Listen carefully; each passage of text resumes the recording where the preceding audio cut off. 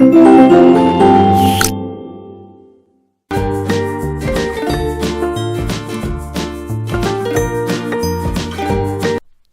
everyone, how are you all of you? I hope you are all doing well. So today we will start our chapter number 20 in English grammar and our chapter name is composition.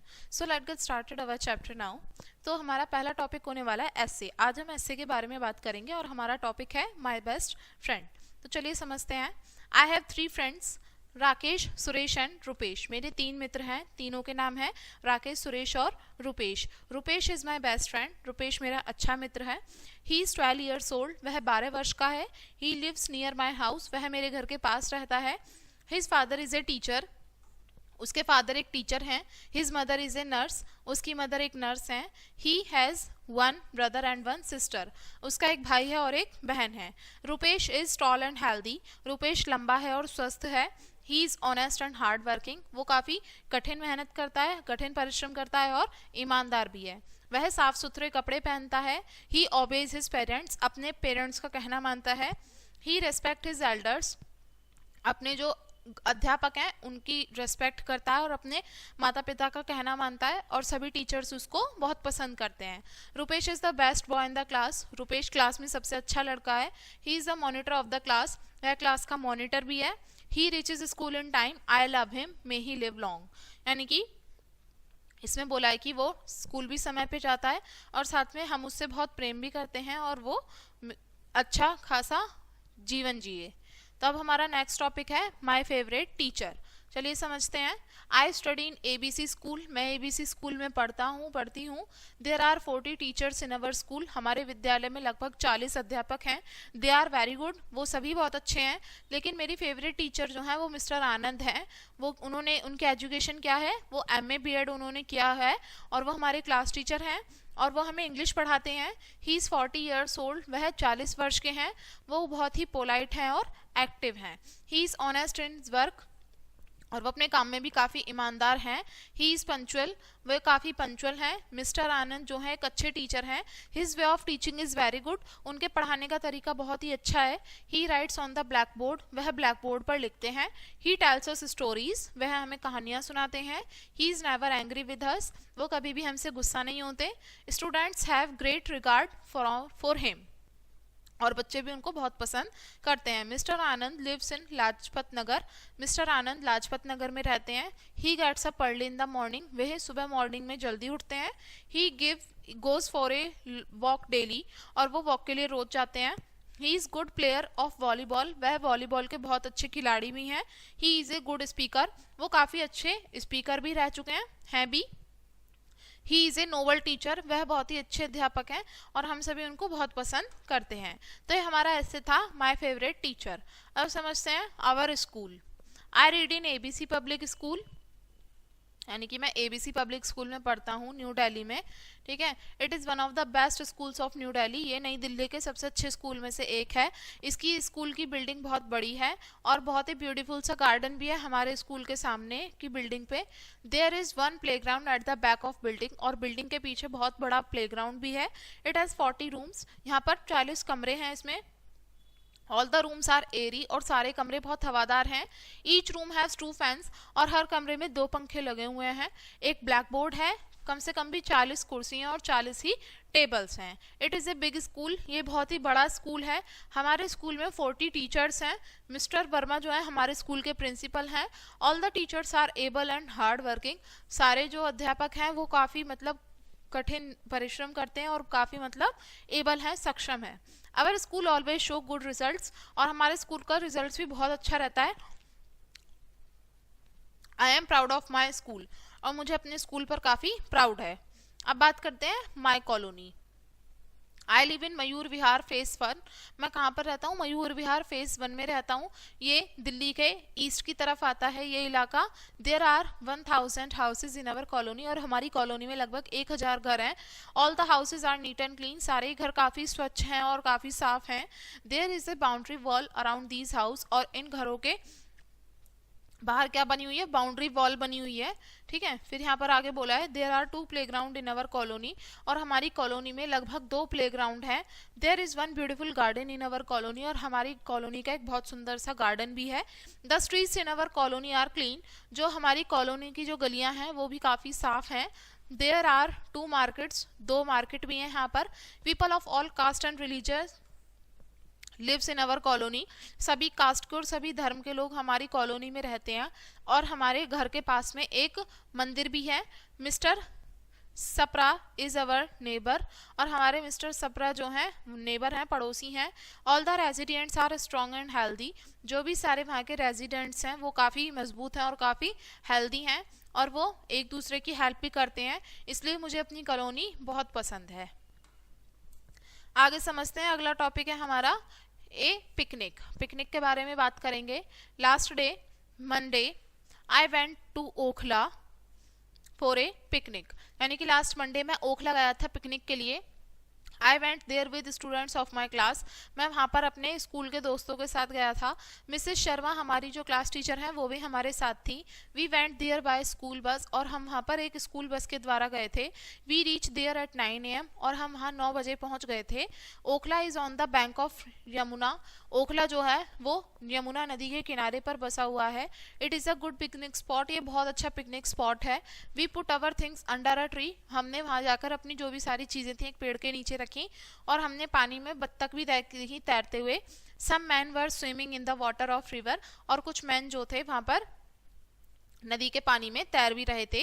We start playing in the children's park, और हम वहाँ पर बच्चों के park में खेलना शुरू करा। We dance and sang songs, हमने वहाँ पर डांस किया और गाने भी गाए। We enjoy our lunch on the bank of river, और हमने अपना लंच भी इंजॉय किया। कहाँ पर, नदी के किनारे पर। Mrs Sharma gave us fruits to eat, और मिसेस शर्मा ने हमें फ्रूट्स दिए वहाँ पर खाने के लिए। At 2 PM we pack our things, 2 बजे हमने अपनी चीज़ें पैक करी, और हम वापस अपने स्कूल 3 बजे पहुंच गए। अवर parents were waiting for us, और हमारे पेरेंट्स वहाँ पर स्कूल में वेट कर रहे थे हमारा, और हम सभी उनको देखकर काफ़ी खुश हुए। I can never forgot that picnic, और मैं इस पिकनिक को कभी नहीं भूल सकता। हमारा नेक्स्ट टॉपिक है बच्चों दिवाली। दिवाली के बारे में चलिए बात करते हैं। Diwali is the most famous festival of Hindus, हिंदुओं का सबसे प्रसिद्ध त्योहार है दिवाली। ये पूरे भारतवर्ष में मनाया जाता है। It is festival of light, ये प्रकाश का, रोशनी का पर्व है। It is celebrated in honour of lord Rama to return to Ayodhya from exile, और ये दिवाली का त्यौहार हम इसलिए मनाते हैं क्योंकि इस दिन भगवान राम जो थे वो वनवास काट करके अयोध्या लौटे थे वापस। इसी खुशी में हम क्या मनाते हैं, दिवाली का त्यौहार मनाते हैं। This festival come in the month of October और नवंबर, ये त्यौहार अक्टूबर और नवंबर के महीने में आता है। इस दिन लोग जो है अपने घरों को व्हाइट वॉश कराते हैं, और अपने घरों को पिक्चर से और दूसरी चीज़ों से सजाते भी हैं।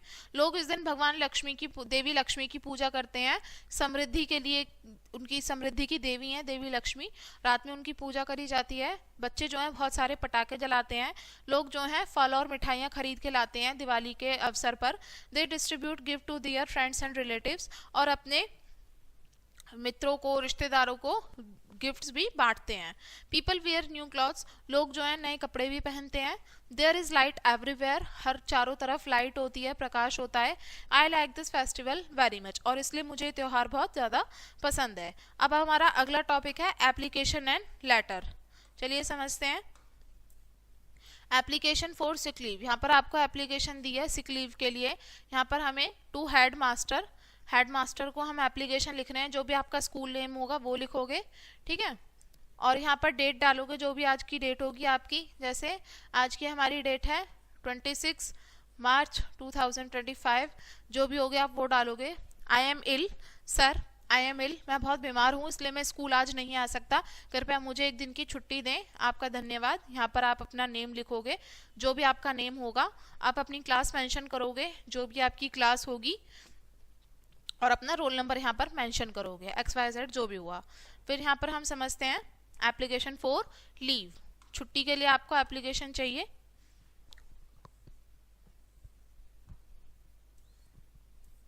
टू हेड मिस्ट्रेस, स्कूल की हेड मिस्ट्रेस को आप लिख रहे हो, अपने स्कूल का नाम लिखेंगे, डेट डालेंगे। Madam today I have a piece of urgent work at home, madam आज मुझे घर पर बहुत ही अर्जेंट काम है इसलिए मैं आज स्कूल नहीं आ सकता, कृपया मुझे एक दिन की छुट्टी दें। मैं आपका बहुत ही धन्यवाद रहूंगा। आपका आज्ञाकारी या जो भी आपका नाम है आप वो मेंशन करोगे यहाँ पर, ठीक है। अपनी क्लास डालोगे और अपना रोल नंबर मेंशन करोगे। एप्लीकेशन फॉर मैरिज लीव, यानी कि आपको शादी में जाना है और उसके लिए छुट्टी चाहिए। अपने स्कूल का नेम लिखोगे, XYZ जो भी है, ठीक है। डेट डालोगे आज की, जो भी आज की डेट होगी।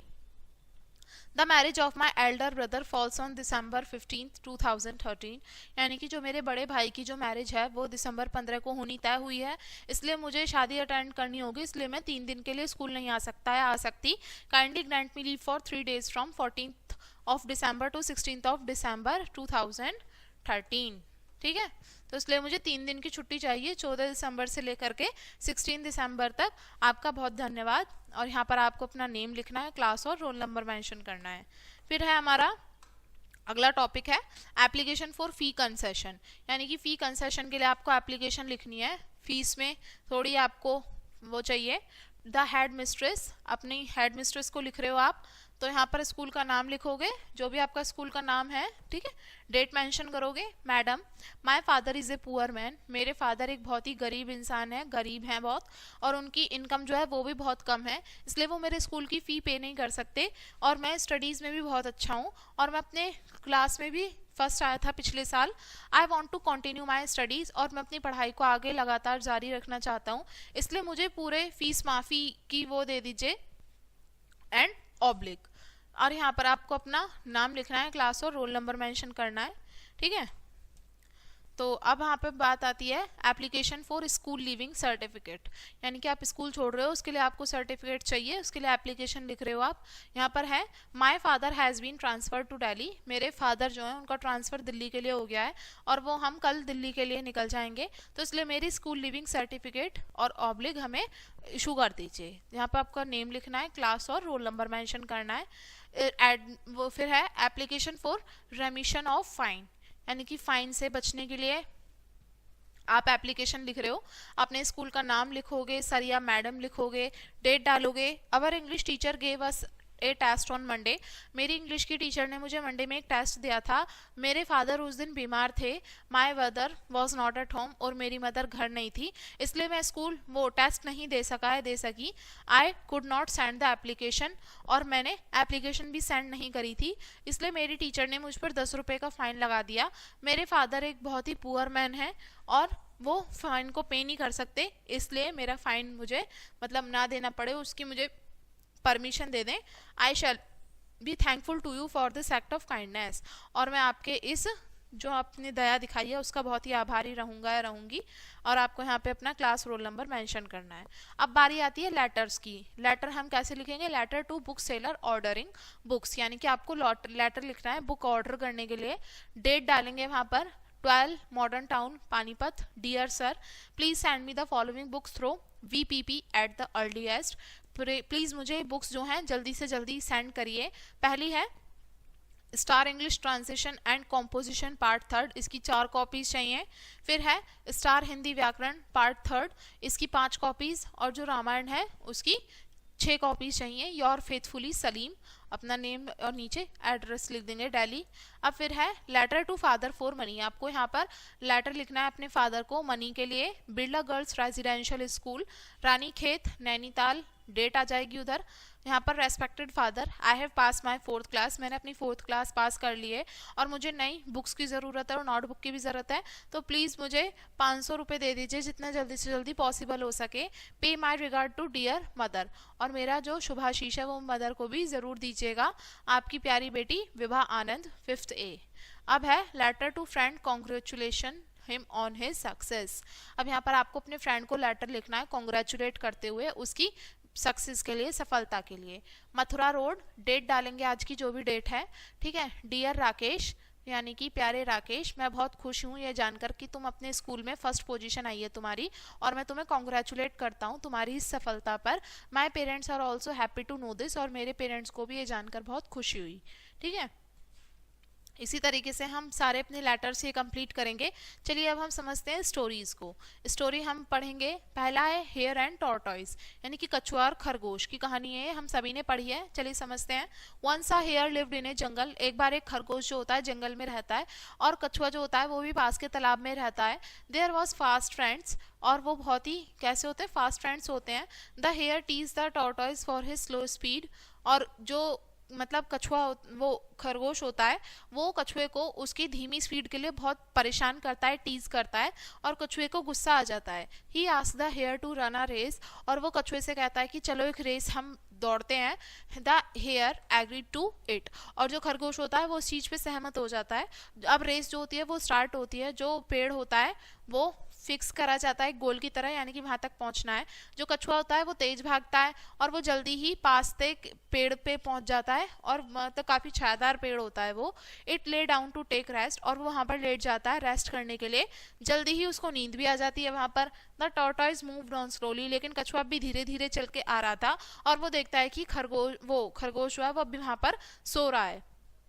But he did not awake him, लेकिन वो उसको जगाता नहीं है, और आखिरी में वो गोल तक पहुंच जाता है। The hare woke up in the evening, और जो खरगोश होता है वो शाम को सो करके उठता है, और ही रैन एट द टॉप स्पीड, और वो वहां पर तेजी से भाग करके जाता है।